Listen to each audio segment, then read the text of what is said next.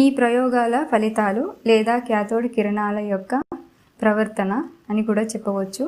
First one వచ్చేసి cathode కిరణాలు అనేవి క్యాథోడ్ నుండి యానోడ్కి ప్రయాణం చేస్తాయి.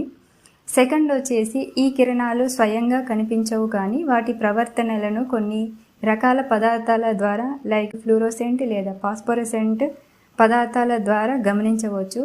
ఈ కిరణాలు అనేవి వాటిని తాకినప్పుడు అవి మెరుస్తాయి.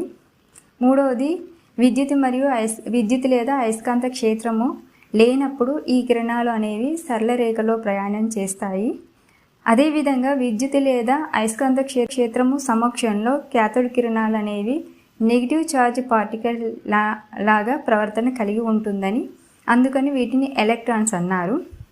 ఈ క్యాథోడ్ కిరణాల లక్షణాలు అనేవి ఎలక్ట్రోడ్ పదార్థంపై కానీ క్యాథోడ్ రే ట్యూబ్లో ఉండే గ్యాస్ స్వభావంపై కానీ ఆధారపడి